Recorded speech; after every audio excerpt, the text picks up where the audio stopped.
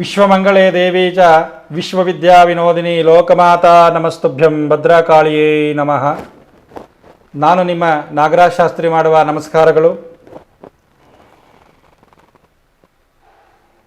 ತುಂಬ ಜನ ಗುರುಗಳೇ, ನಮ್ಮ ಮನೆಯಲ್ಲಿ ಪ್ರತಿನಿತ್ಯ ಹುಷಾರು ತಪ್ಪೋದು, ಪ್ರತಿನಿತ್ಯ ಒಬ್ಬೊಬ್ಬರು ಒಂದೊಂದು ವಾರಕ್ಕೆ ಹುಷಾರು ತಪ್ತಾರಂಥದ್ದು, ಆರೋಗ್ಯ ಸಮಸ್ಯೆಗಳು ಎದುರಾಗ್ತಾರಂಥದ್ದು ತುಂಬ ಜನ ಕೇಳ್ಕೊಂಡು ಬರ್ತಾರೆ. ಪಾಪ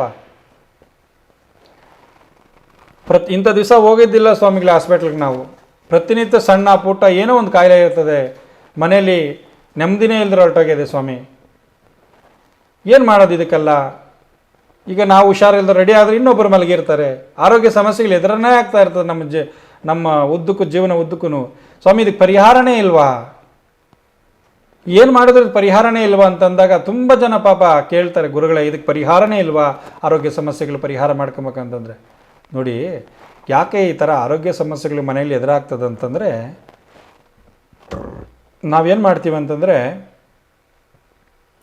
ಈಗ ವಾರಕ್ಕೆ 2 ದಿನ ಮನೇಲಿ ಪೂಜೆ ಮಾಡ್ತೀವಿ ನಾವು, ಶುಕ್ರವಾರ ಅಥವಾ ಸೋಮವಾರ. ಕೆಲವರು ಶನಿವಾರ ಮಾಡ್ತಾರೆ, ಕೆಲವರು ಶುಕ್ರವಾರ ಮಾಡ್ತಾರೆ. ಇದೇನಾಗುತ್ತಂದರೆ ಕೆಲವು ದಿನಗಳನ್ನ ಮನೇಲಿ ಪೂಜೆ ಮಾಡಲ್ಲ. ಏಕಂತಂದರೆ ಹಿಂದಿನ ಕಾಲದಿಂದ ಬಂದಿರುವಂಥ ಪದ್ಧತಿಗಳನ್ನು ನಾವು ಮರಿಬಾರ್ದು, ಹಿಂದಿನ ಕಾಲದಿಂದ ಮಾಡುವಂಥ ಏನು ವಿಚಾರಗಳನ್ನು ನಾವು ಮರಿಬಾರ್ದು. ನಾವು ವಾರಕ್ಕಾದರೂ 1 ಸಲ 2 ಸಲ ಆದರೂ ಮನೇಲಿ ಪೂಜೆ ಮಾಡ್ತಾ ಇದ್ದಾಗ ಕೆಟ್ಟ ದೃಷ್ಟಿಗಳೆಲ್ಲ ಆಚೆ ಹೋಗುವಂಥದ್ದು ತುಂಬ ವಿಶೇಷವಾಗಿರುತ್ತೆ. ಹಾಗಾಗಿ ನಾವೇನು ಮಾಡಬೇಕಂತಂದರೆ, ತುಂಬ ಜನ ಪೂಜೆ ಮಾಡೋದೇ ಬಿಟ್ಬಿಟ್ಟಿರ್ತಾರೆ ಮನೆಯಲ್ಲಿ. ಹಾಗೇನಾಗುತ್ತೆ, ಕೆಟ್ಟ ದೃಷ್ಟಿಗಳೆಲ್ಲ ಮನೆಯಲ್ಲೇ ಕೂತ್ಕೊಳ್ತದೆ. ಈಗ ಏನಾಗುತ್ತೆಪ್ಪ ಅಂತಂದರೆ, ಕಾಲು ಕಿಸರು ಅಂತೀವಿ. ಅಂದರೆ ನಮ್ಮ ಕಾಲಗಳಿಂದ ಬರುವಂತೆ ದೃಷ್ಟಿಗಳವು.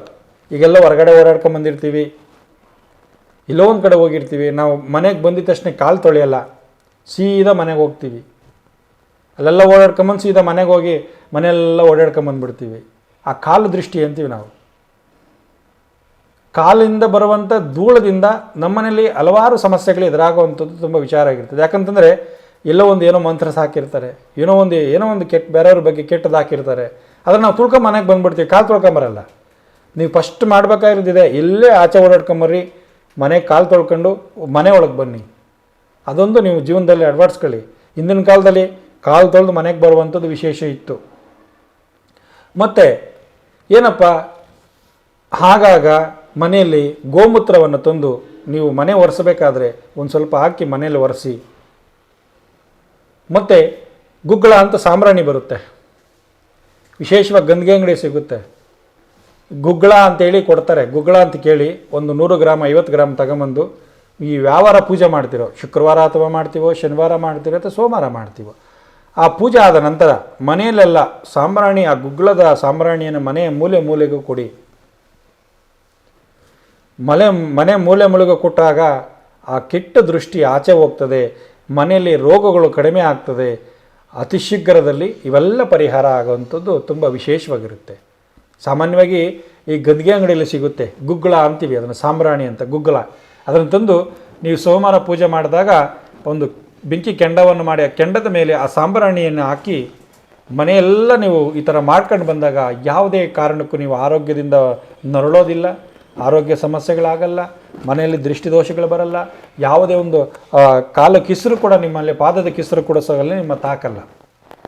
ಅದಾದ ಮೇಲೆ ನೀವು ವಾರದಲ್ಲಿ 1 ಸಲ, ಯಾವಾಗಾದರೂ 1 ಸಲ ಮನೆಯಲ್ಲಿ ಒಂದು ಲಾವಂಚದ ತಂದು, ಲಾವಂಚ ಒಂದು ಬಟ್ಲಲ್ಲಿ ಹಾಕಿ, ಲಾವಂಚ ಬೇರು ಸಿಗುತ್ತೆ ಗಂಗೆ ಅಂಗಡಿಗೆ ಕೇಳಿ, ಆ ಲಾವಂಚದ ಬೇರನ್ನು ತಂದುಬಿಟ್ಟು ಅದನ್ನು ಒಂದು ದಾರದಲ್ಲಿ ಸುತ್ತಬಿಟ್ಟು, ಪಚ್ಚಕರ್ಪೂರ ಅಂತ ಬರ್ತದೆ, ಆ ಪಚ್ಚಕರ್ಪೂರದಲ್ಲಿ ಆ ಲಾವಂಚದ ಒಂದು ಬಟ್ಲ ಮೇಲೆ ಹಾಕಿ, ಅಂದರೆ ರಾತ್ರಿ ಮಲಗಬೇಕಾದ್ರೆ ಆ ಲಾವಂಚದ ಒಂದು ಸುತ್ತಿರುವಂಥ ಗಂಟನ್ನು ಹಾಕಿ, ಒಂದು ಪಚ್ಚಕರ್ಪೂರ ಹಾಕಿ, ಅದಕ್ಕೆ ಒಂದು ಸ್ವಲ್ಪ ತುಪ್ಪ ಸುರಿದು ಅದನ್ನು ಕೆಂಡ ಒಂದು ಮೇಲೆ ಹಾಕ್ಬಿಡಿ.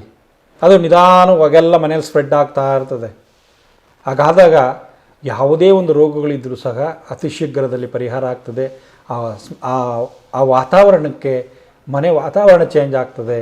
ಮನೆಯಲ್ಲಿ ಯಾವುದೇ ಒಂದು ಕೆಟ್ಟ ದೃಷ್ಟಿ ಇದ್ದರೂ ಸಹ ಹೊರಗೋಗ್ತದೆ.